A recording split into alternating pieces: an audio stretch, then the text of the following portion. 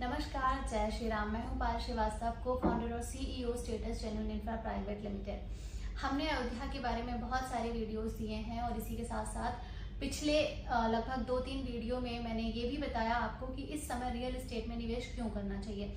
अगर आप उन वीडियो को देखना चाहते हैं तो आप चैनल पर जाकर के देख सकते हैं। जो भी लोग हमसे जुड़े हुए हैं, हमारी फैमिली का हिस्सा है, उनको बहुत बहुत धन्यवाद हमारे परिवार में शामिल होने के लिए। आज फिर से हम बात करने वाले हैं भारतीय रियल एस्टेट सेक्टर के बारे में। रियल एस्टेट सेक्टर विश्व स्तर पर सबसे ज्यादा महत्वपूर्ण सेक्टर है। इस सेक्टर की वजह से हर देश की इकोनॉमी में इसका एक बहुत बड़ा पार्टिसिपेट होता है और कई ऐसे देश हैं जहां पर रियल एस्टेट सेक्टर का बहुत बड़ा भाग जो है वो देश की इकोनॉमी में है।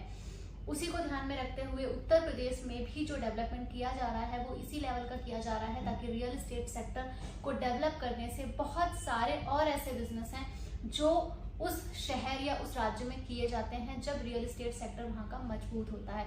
मुख्य रूप से अगर हम रियल एस्टेट सेक्टर की बात करें तो इसमें मुख्य रूप से 4 उप क्षेत्र होते हैं, शामिल होते हैं, जिसमें आवास, खुदरा, आतिथ्य और वाणिज्य। ये क्षेत्र जो है ये क्षेत्र की वृद्धि और कारपोरेट वातावरण में वृद्धि और कार्यालय स्थान के साथ साथ शहर और अर्ध शहरी आवास की जो मांग है उसको भी पूरित करते हैं। अगर हम बात करें भारत की तो यहाँ की अर्थव्यवस्था के लगभग सभी प्रत्यक्ष और अप्रत्यक्ष क्षेत्रों में इसका एक बहुत बड़ा भाग होता है। लगभग 14 प्रमुख क्षेत्रों में तीसरे स्थान पर यह है। भारत में रियल एस्टेट क्षेत्र कृषि क्षेत्र के बाद एक दूसरा सबसे बड़ा क्षेत्र माना जाता है। कृषि क्षेत्र के बाद रियल एस्टेट सेक्टर ही एक ऐसा क्षेत्र है जो दूसरा सबसे बड़ा क्षेत्र है। तेजी से इसमें लोग निवेश कर रहे हैं। इसी के साथ साथ अगर देखा जाए तो अयोध्या के साथ साथ भारत के कुछ और ऐसे शहर हैं जहां पे भारतीय एनआरआई काफी तेजी से निवेश कर रहे हैं। 2040 तक अगर हम देखें तो रियल एस्टेट सेक्टर की जो ग्रोथ है वो क्या होने वाली है वो मैं आपको आज इस वीडियो में बताती हूँ। भारत में रियल एस्टेट बाजार 2030 तक 1 ट्रिलियन अमेरिकी डॉलर तक पहुंचने की उम्मीद की जा रही है और ये काफी बड़ी नामी गिरामी ऐसी कंपनियां हैं जिन्होंने अपने रिसर्च के बेसिस पे ये आंकड़े दिए हुए हैं।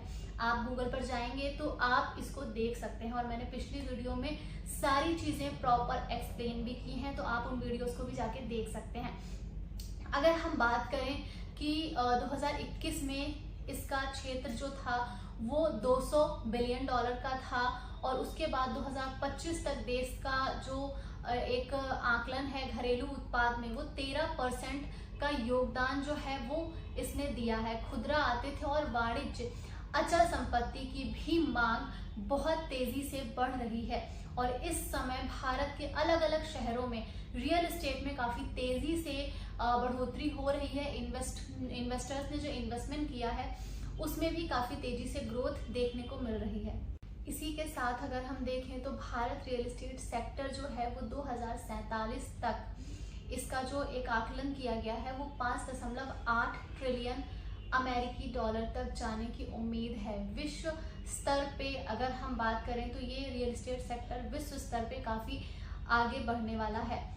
अब सवाल ये है कि घरेलू उत्पाद में इसकी क्या वैल्यूएशन होगी। घरेलू उत्पाद में लगभग 7.3% तक की इसकी हिस्सेदारी जो है वो बढ़ने वाली है। 7.3% की जो हिस्सेदारी है वो बढ़कर 15.5 तक जा सकती है। इसका जो योगदान वित्त वर्ष में 2023 भारत के आवासीय संपत्ति बाजार में इसका जो घरों की बिक्री का जो मूल्य था वो 3.47 लाख करोड़ रुपए यानी कि 42 बिलियन अमेरिकी डॉलर के आसपास आंका गया था। इसके भी उच्च स्तर पर पहुंचने की पूरी संभावना है। तो भारतीय रियल एस्टेट सेक्टर वैश्विक लेवल पे एक बहुत दूर तक जाने वाला है। काफी ज्यादा इसकी ग्रोथ होने वाली है और ये सभी आंकड़े कुछ नामी ऐसी कंपनियां हैं जो इस तरह के रिसर्च बेस अपने आंकड़े देती हैं, उन्होंने दी है। तो आप इसको गूगल पर जाकर के सर्च कर सकते हैं, पढ़ सकते हैं, क्योंकि अगर आप गूगल पर जाके सर्च करेंगे, पढ़ेंगे तभी आपका विश्वास बढ़ेगा। इसी के साथ अगर अयोध्या में किसी भी तरह की जमीन से रिलेटेड कोई भी जानकारी आप चाहते हैं या फिर किसी अप्रूव्ड प्रोजेक्ट पे निवेश करना चाहते हैं तो आप हमारे डिस्क्रिप्शन में जो कॉन्टैक्ट नंबर दिए गए हैं उन पे आप कॉल करके संपर्क कर सकते हैं। भारत सरकार अयोध्या की क्षमता को पहचानती है। भारत सरकार को ये बात मालूम है कि अयोध्या कहाँ तक ग्रोथ कर सकती है और इसके विकास में अगर देखा जाए तो सक्रिय रूप से निवेश कर रही है। अयोध्या में अगर आप देखेंगे, ध्यान देंगे तो सबसे ज्यादा निवेश सरकार का ही है। रामायण सर्किट एक आधुनिक हवाई अड्डे की अगर हम बात करें तो बनकर तैयार हो चुका है और वहां से हवाई उड़ानें भी काफी हद तक शुरू हो चुकी हैं।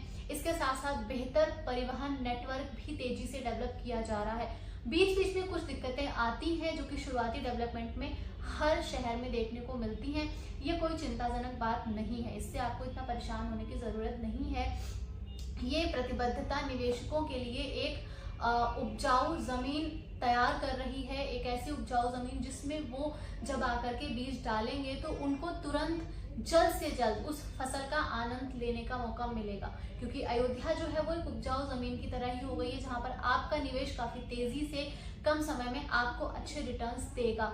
इसी के साथ साथ अगर हम बात करें तो इसे एक ऐतिहासिक शहर के रूप में भी डेवलप किया जा रहा है, जिससे कि यहाँ पर वैश्विक जो आध्यात्मिक केंद्र के रूप में भी इसको विकसित होने का मौका मिलेगा। इसी के साथ साथ उत्तर प्रदेश जो है वो अयोध्या को एक शहर का नाम आपने सुना होगा वियना या फिर लंदन जैसा विश्व स्तरीय शहर भी बनाने की तरफ अग्रसर है। ये भव्य विजन के साथ उत्तर प्रदेश पर्यटन विभाग जो है वो इसको डेवलप कर रहा है और गुजरात के अहमदाबाद में भारतीय उद्यमिता विकास संस्थान EDIL द्वारा लिए गए अध्ययन में ये बताया गया है, ये अध्ययन पर आधारित है कि इसके अनुसार मुख्यमंत्री योगी आदित्यनाथ के नेतृत्व में अयोध्या का विकास का जो है वो बुनियादी ढांचा तैयार हो चुका है और इस पे काफी तेजी से काम भी किया जा रहा है। लगातार मैं अयोध्या के बारे में आपको अपडेट्स देती रहती हूँ। एक्चुअल में जितना काम वहाँ हो रहा है उतनी अपडेट्स मैं खुद भी नहीं दे पाती हूँ, क्योंकि मेरे पास भी समय की थोड़ी कमी होती है, तो मैं बहुत ज्यादा वीडियोस आप लोगों को नहीं दे पाती हूँ। परिवहन और सौंदर्यीकरण की अगर बात करें तो 27 प्रमुख पहलुओं पर भी ये केंद्रित है, जिसमें इनका जो परियोजनाएं हैं वो पहले से काफी सारी ऐसी परियोजनाएं हैं जो पहले से पूरी हो चुकी हैं और बहुत सारी ऐसी परियोजनाएं हैं जिन पे लगातार काम चल रहा है। भारत ही नहीं बल्कि विदेशों से भी बहुत बड़ी बड़ी ऐसी कंपनियां हैं जो अयोध्या में निवेश करने के लिए आ रही हैं। एशिया लेवल पे जो नंबर 1 कंपनियां हैं उन्होंने अयोध्या में निवेश किया है, तो ये एक बहुत अच्छा मौका है आपके लिए अयोध्या में निवेश करने का, क्योंकि एक तरफ तो रियल एस्टेट का जो सेक्टर है वो ही तेजी से बूम पकड़ रहा है, ग्रोथ कर रहा है। दूसरी तरफ आपको एक ऐसा शहर मिल गया है जो उसी के अकॉर्डिंग तेजी से डेवलप कर रहा है। समय समय पर कुछ ऐसी घटनाएं होती हैं, कुछ ऐसी न्यूज आती रहती हैं जिनसे कई बार हमारा मोरल डाउन होता है और हमें लगता है कि पता नहीं निवेश करना ठीक है या नहीं, या जो लोग निवेश कर चुके हैं उनके मन में भी ये डाउट आता है कि हमने निवेश करके सही किया या गलत। तो मैं आपको क्लियरली बता दूं कि अगर आपने अयोध्या में निवेश किया है या आप करने जा रहे हैं तो आपने कोई गलती नहीं की है। आपकी लाइफ का सबसे बेस्ट डिसीजन होने वाला है अयोध्या में निवेश करना। जिन लोगों ने साल 2 साल 4 साल पहले निवेश किया है वो ऑलरेडी काफी हद तक प्रॉफिट कमा भी चुके हैं, तो आप इस बात से बिल्कुल निश्चिंत रहिए। अयोध्या के डेवलपमेंट को कोई रोक नहीं सकता है। अयोध्या का डेवलपमेंट जिस तरह से हो रहा है उसी तरह से होता रहेगा। ये बात एक्सेप्ट करती हूँ मैं कि अयोध्या में जमीनों के जो रेट हैं उस हिसाब से वहाँ का डेवलपमेंट अभी धरातल पर दिखाई नहीं दे रहा है, लेकिन आप ये भी तो सोचें कि अयोध्या को डेवलप किया किस स्तर से जा रहा है। अगर आप इस बात को जब आप समझ जाएंगे कि अयोध्या को डेवलप करना कहाँ से शुरू किया गया था, तब आपको ये बात समझ में आएगी कि आज अयोध्या का डेवलपमेंट उस स्तर को देखते हुए जहां से इसे शुरू किया गया था 200% से भी ज्यादा डेवलप अयोध्या हो चुकी है। लेकिन जो विजन है वहां का, अगर हम उसके हिसाब से देखें तो अयोध्या अभी 1% भी डेवलप नहीं हुई है।